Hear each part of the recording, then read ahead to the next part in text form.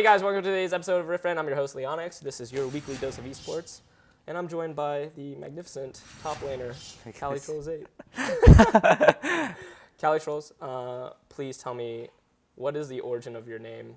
Is it Cali, do you add the lol in there? Or is it you're trolling around? What's the origin behind it? Please tell me about it. It's a little long story, but so it comes from California rolls. Like, it's my favorite food. California rolls, like sushi. A sushi. Yeah, you're not actually trolling. This is actually a roll. Yeah, a roll, like California roll. It's my favorite sushi since it's like cheap and still convenient. Like I really like it. It started from that, but also it's spelled out LOL because I used to be just California LOLz, not trolls, but LOL because L and R sound is same in Korean. Pretty much, there's no differentiation between R and L. So a lot of the Koreans have hard time like trying to distinguish the name. So if I say California LOLz, I thought like some people would get that I'm referring to the sushi, but apparently not. I think I had too much Korean influence in that. So after like 2 years of usage, like I was called solo queue troll because I make really aggressive calls, and like even like in competitive, sometimes I go too deep. Like you can tell that. Like if that happens in solo queue, people will just like flame you, and I'll start like trolling. So I'll just say it at TR in between it, so I'll let them know that I'm a troll before I even start. So we're in season 5. Where do you come on the LoL esports timeline? Because there's a time gap in there. What made you get into League of Legends and this specific MOBA? So when did I start? Yeah, or when did you start? In terms of competitive or just League? In League.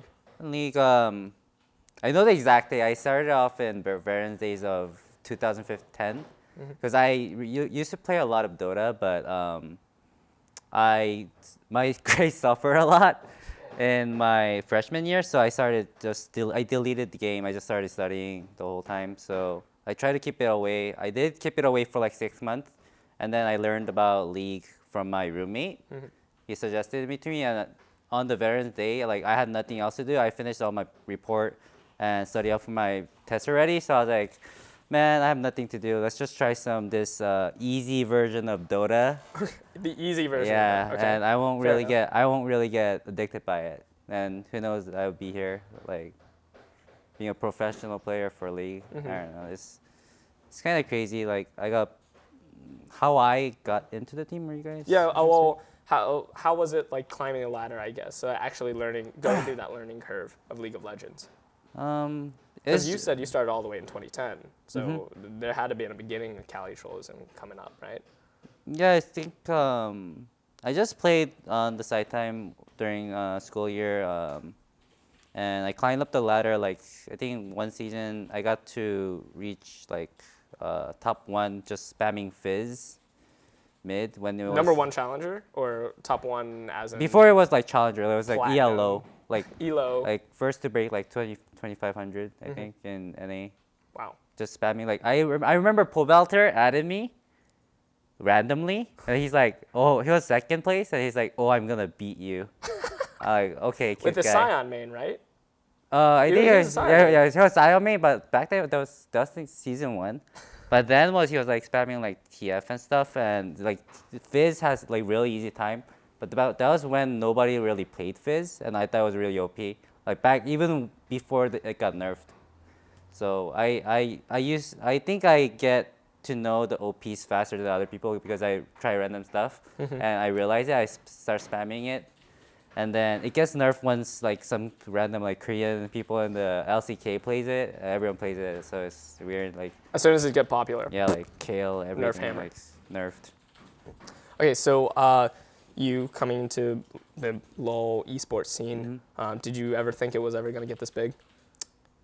LoL esports? Yeah. What? I mean, I never really thought I'd be pro at it. I was just always entertained by the fact like starting from like CJ, Blaze, Frost, like Mad Life, everything was. I've never really thought I'd be here, like playing on stage. This is something I always dreamed about ever since I could like remember, even like, because I had a computer in my house ever since I was born. Like started off playing game. like in like age of 4, I think. And I was like always a game fanatic, and once Starcraft was really big back when I was in Korea, like at young age, I was always hyped up about like Starcraft, and I really wanted to be a pro gamer for Starcraft. For Starcraft. But The cat's just running around here. Yeah. It doesn't matter. Right? It's I was really hyped up, but it wasn't really feasible. It's very hard to get in, and also just because of Asian parents, expectations. Yeah. So obviously you're from Korea, Yeah. and you moved over to NA. How's that culture difference been like changed for you just in your lifetime? Generally, we thought about immigrating to like North America, like even way back before we immigrated. So I started learning English a bit earlier. So when I first came, it was really rough, definitely. But there was like my area, there was a lot of Korean because I live around LA. So I didn't have too much of a hard time per se in terms of getting along with friends, just because I stay with Korean friends, I think. But culturally, it was interesting. Like one instance, like I was in a private school that, like when I first came, I went to a private elementary school, and when I came, I was like, we were cleaning up during a recess, and somebody was invading my space, I guess, like my desk and the chair space. Yeah. PS, personal space. And then I said like, this is my seat, like get away from my seat or something, like this is my seat. Yeah. And then it came out with the H, like this is my shit, and I got detention for it and referral. I was literally just one-to-one talking with a principal. Like I didn't say that word.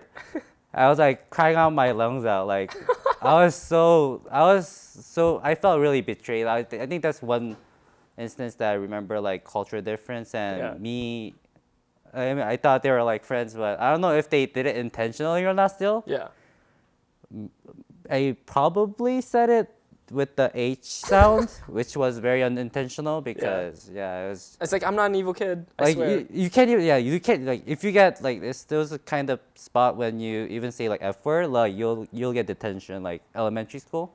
It was really harsh. So once they heard S word, they go, they just run up to like teacher. I'm like, what did I do wrong? And then teachers like scolding at me so randomly for like, this is my seat. Well, that's like what the hell? that's for me. Like I'm a second generation Asian, and Yeah. like I just get like the that's all I know in Vietnamese and any other language. Like my culture comes from is just like just swearing and beating me, right? With a spoon.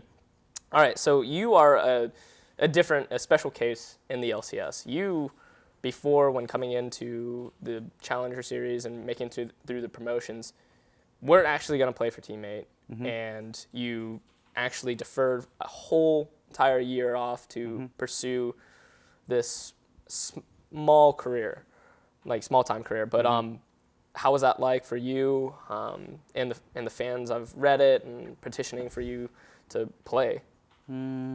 So far, it was very rewarding for me in terms of having this experience and being able to live my like younger dream.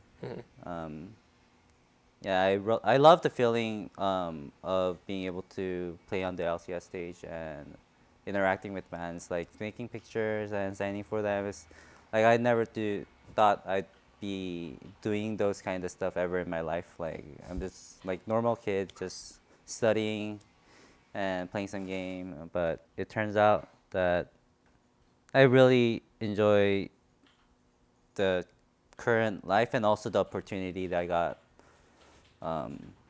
via help of the community and also like just people around me. Do you feel like a little bit of like kind of like that internet superstar? Not so much. Not so much? I don't think Things I'm haven't changed a too much? superstar.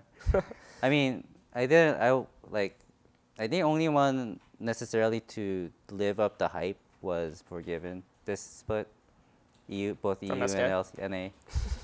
I can't think of anyone else. Like, Piglet failed to live up to the hype. Hey, Impact has led this team to victory, right? Does that But count? Impact was a different case because he wasn't hyped up, but he's really good player. Like he's, I think, in terms of his respective role, I think is more impactful than. More impactful. Yeah, impactful right. than Piglet. So. Here's one more question going back on your family life. What were they? What were your parents like when you're just like, hey, I'm gonna take a year off from school and I mean, do this? It's, Did they go full, like, were they accepting at first, or? Of course not. Yeah, given it's Asian, like it's already like the answer's already given. Like I don't even have to say like, even if I were in the same shoes as them, I wouldn't say yes. Mm-hmm. Despite having understanding like esports, like giving up pharmacy school for like an unstable career. It's hard to argue that it's a smarter choice per se, but it's just a personal choice that I made. And I think the kind words and also like the support from the community definitely helped me be able to make up that decision. Like I think I wasn't really thinking about going to LCS even if we qualified, but when we played the promotion and like the playoffs for NACS, like it just felt so good to win on stage, and also being able to let the world know that when top lane wasn't so exciting. Now I think it's more dynamic. Like there are a lot of off metas, but back when it was like Renekton versus Siobhan, I wanted to give it more spice, which was a lot easier back then to do. Yeah. So it was a great feeling, and I thought I had to seize the opportunity to take this job. So, how did you join Teammate? How did this team form? I guess when you came in along. To my understanding, it's just a group of 5 friends making the LCS and just pursuing the dream. But I kind of want to know from your side, how did you meet these guys and this ragtag team? And so the teams first started off back in December of 2013. It was some white dude called Spencer approached us. Approached Lucy, I think, and started making up the team. Like it was a Philamini, like a Guess 8, or also known as a SJC Guess. He was like Jarvan main, Jarvan God in solo queue. Slushy for AD carry, Dodo for support, and Chu 8 for mid, and young Richie Rich on top lane. And they started working together, and during an NA Challenger Series, they weren't doing too hot. And they were about to face LMQ, but before the season, like the NACS started, like once the NACS start, you can move up the team. Yeah. And there was an organization called Cognitive that offered him a top lane, and he probably thought it was a better idea to go there. They had better chance of winning. So he just left the team the day before the NACS started. So teammate couldn't even like play. They were missing a player.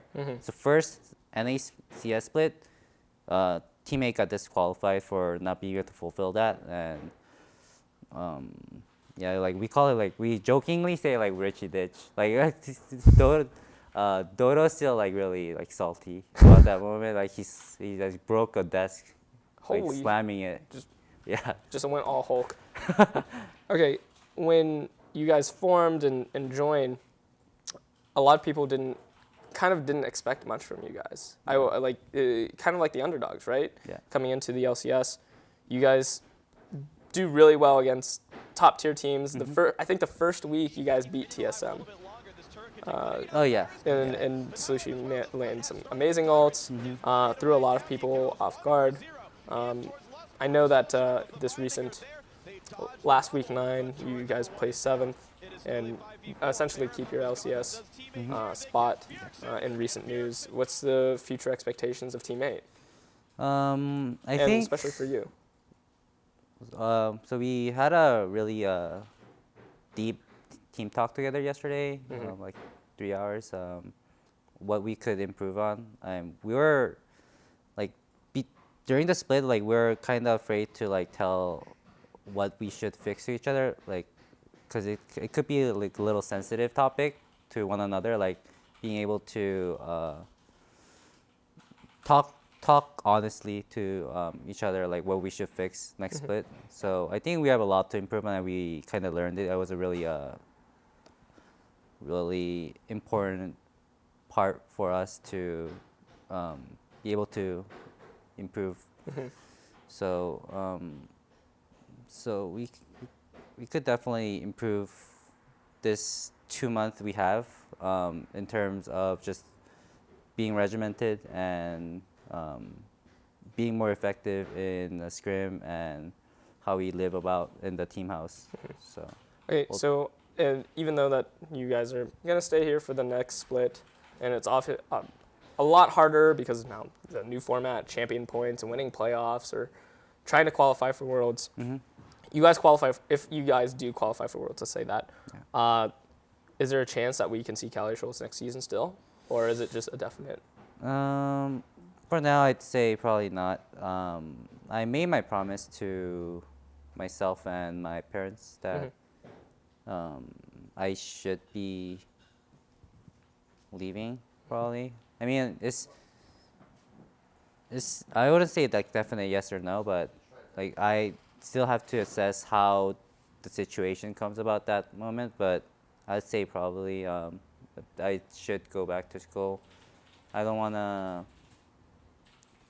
If I had to leave, I think it would be better to just leave at the highest note. Even if we don't perform well, obviously I should go back and do my long-term career. What's a scenario where we can see you come back? Like what has to happen? Does the Reddit community have to like flesh out the esports dollars? Esports dollars. Just like we can fund an Indiegogo, right? Do we have to sell drugs? Is that what we have to do to get that money? Maybe I mean, that's the only way to have fast money, right? Or what is that scenario? I'm not entirely sure. I don't know. It's just. It just really depends on how I feel at that moment. I still have 9 months to go. Okay. I think. Yeah, I have to go back around like early January. So please tell me about the dynamic of the team.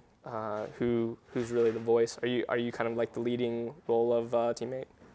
Okay. The captain, I guess, or who is that? I don't say there's no real like. I don't say captain per se, but in terms of gameplay and trying to, I'm usually the one who only I speak out. Generally, like Maple, if there's an argument, he wouldn't really. He's like 90% of the time he's neutral. He'll try to look at the both sides and not speak too much during discussion. Dodo's always quiet and wait like 30 minutes or so to participate. He's not as vocal. He's more reserved. Yeah, reserved, and he'll say he thinks about it a lot and then speaks like 2 sentences or 3. As an analytical support, right? Yeah. Sushi's like he's like touching his phones, being less attentive. It's usually if it comes to shot calling, it's usually me like initiating the fight and allowing my team to know that. All right, so we're gonna sum up our episode of Rant today. We're gonna play a game of heads up / charades, whatever you want to call it. All right. So the objective of the game is there's gonna be a couple words on the screen, and you're gonna give me as many hints as possible, and vice versa. I'll do the same for you. All right. Which the catch is for today is if I win, you have to give away a League of Legends statue, figure, whatever. Figure, yeah. I don't know what it is. Someone's gonna get a prize if they like, comment, subscribe. For me, if you win, I give away a HyperX headset or something from SK. I don't know. It could be a random prize. It's a mystery under box. my name, right? Yeah. All right. CaliTrlolz giveaway. CaliTrlolz is giving away an SK thing. All right. All right. So we're just gonna start right now. All right. Okay. So, you ready for this? All right. Give me them hints. Best person on mid, solo mid. Faker? No. NA. Oh, NA Bjergsen. Faker. Yes. Okay. Cool. the team we lost to. Oh, Team Gravity? No, Team Liquid. Yes. What the hell? That's so salty. BM. so. Okay. Okay. Corey, mid, their team. What? Selfie.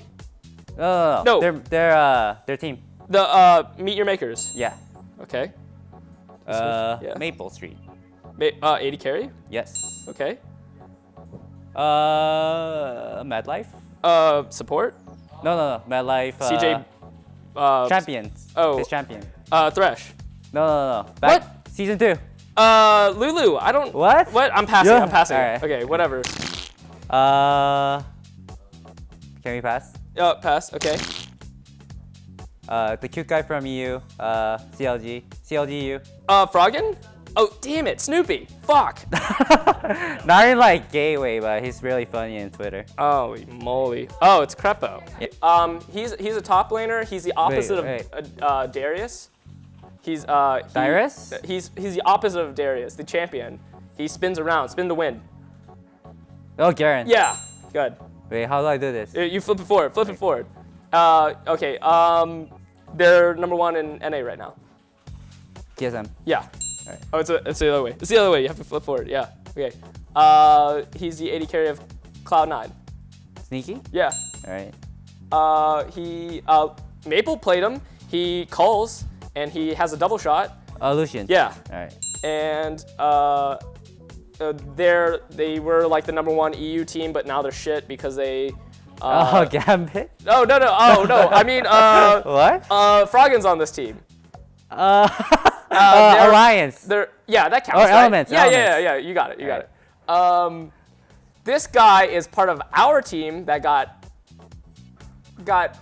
banned in Taipei for being racist. Oh wait. Taipei Chingchong?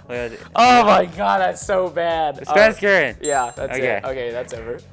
That counts. All right. Who won? Cali won? Alright. What? All right. It looks like someone's gonna get something from SK very SK. soon. Okay.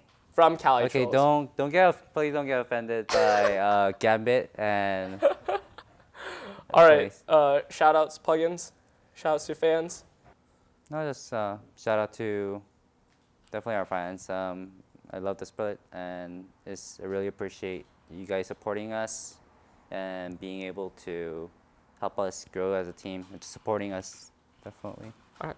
That sums up the episode of Rant. Thank you, CaliTrlolz, for coming on the show. Yes, our good old Korean friend in the top lane. Thank you, teammate, for providing this place, and thank you for having me over. Thank you, SK, right? If you want more content just like this, be sure to check out SK Gaming on YouTube. Like, comment, subscribe. Other than that, till next time, guys.